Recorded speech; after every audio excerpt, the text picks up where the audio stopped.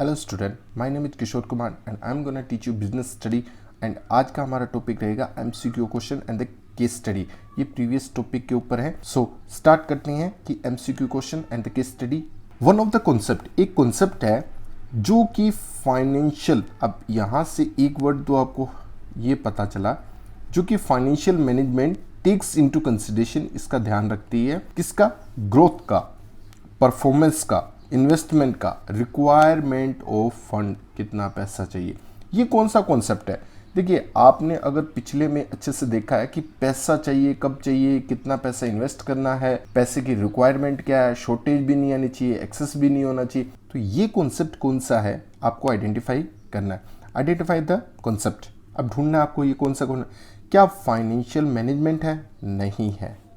क्या investment decision है? नहीं, ये कोई कॉन्सेप्ट नहीं है। ये तो एक डिसीजन की बात कर रहा है, ये भी नहीं है। अगर आपने प्रीवियस में देखा होगा तो ये तो 3 मेजर इंपॉर्टेंट डिसीजन में है, ये भी नहीं है और ये भी नहीं है।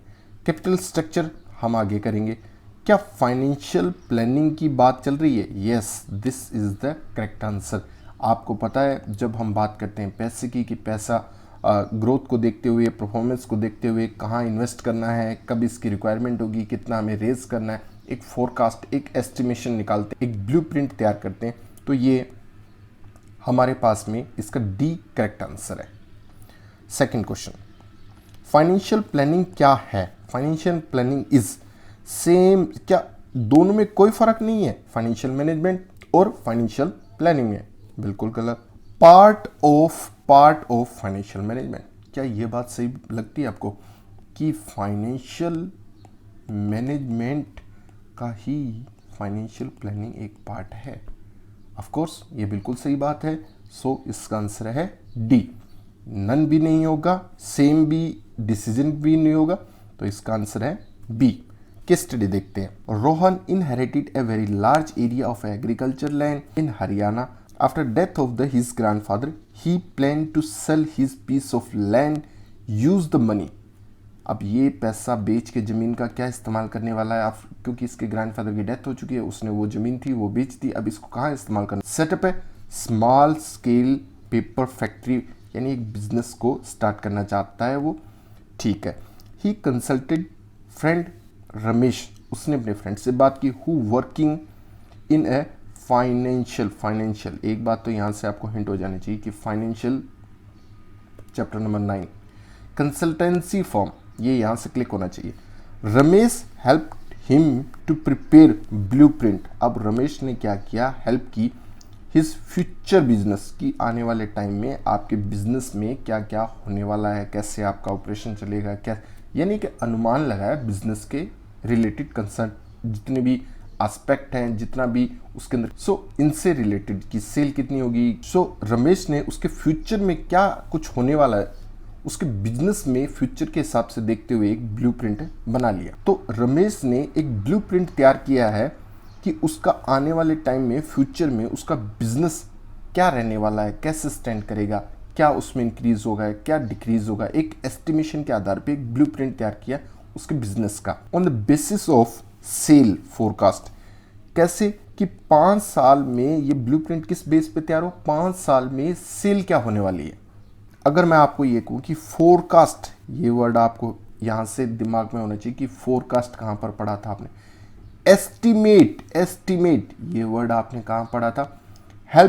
ही help Rohan to assess the fixed and working capital requirement of the business. So यहाँ पर आपको क्लियर कट हिंट मिल चुका होगा, आई होप, कि सेल की फोरकास्ट करना, उसने एक ब्लूप्रिंट तैयार किया है जो कि एक अनुमान के आधार पे है, और किसके अनुमान? आने वाले टाइम पीरियड में सेल के आधार पे ये अनुमान लगा रखा है कि फिक्स्ड में, वर्किंग में कितना पैसा रिक्वायरमेंट होगा। ये यहाँ पर कहते हैं identify the type of the financial service. कौन सी सर्विस दी है मिस्टर रमेश ने? आई होप आपका दिमाग में क्लिक हो चुका होगा अब तक कि ये रमेश यहाँ फाइनेंशियल प्लानिंग वाली बात कर रहा है। और आपको यहाँ पर क्या करना है? कॉन्सेप्ट हमारा रहेगा कि ये फाइनेंशियल प्लानिंग वाला कॉन्सेप्ट है, एंड आपको इसके अंदर उसकी जितनी भी इंपॉर्टेंस है वो आपको लिखनी है। वैसे इसका आंसर यहाँ पर दिया आपकी बुक के अंदर। यहाँ पर सीधा सा है कि जब भी फ्यूचर की एक एस्टिमेशन सेल के आधार पे निकाला जाता है, तो उसके अंदर जो अनुमान लगाता है उसके हिसाब से आपको कितनी फंड की रिक्वायरमेंट होती है, कितना पैसा वर्किंग में चाहिए, कितना फिक्स्ड में चाहिए। So these are the estimate. और ये कहाँ पर होते हैं? ये सारा का सारा पार्ट ऑफ क्या है आपका financial planning. So I hope ये आपको MCQ question and the case study you have easily understand. So exam में देखिए, अगर आपके कॉन्सेप्ट अच्छे हैं तो आप किसी भी केस स्टडी को इजीली कर सकते हैं। आपको उसके अंदर काफ़ी कुछ हिंट मिल जाएगा। अगर कॉन्सेप्ट को आपने समझा है, पढ़ा है, तो आपको लगेगा कि MCQ question and case study are very quite easy. इनके अंदर ऐसा कुछ नहीं है कि ये टफ है। तो एग्ज़ाम में ये दिमाग से फिर निकाल दें कि एमसीक्यू क्वेश्चन काफ़ी कुछ ऐसे टफ आते हैं या फिर केस स्टडी टफ आती है। कॉन्सेप्ट क्लियर है? दोनों ही आपको बहुत इंटरेस्टिंग लगने लग जाएंगे।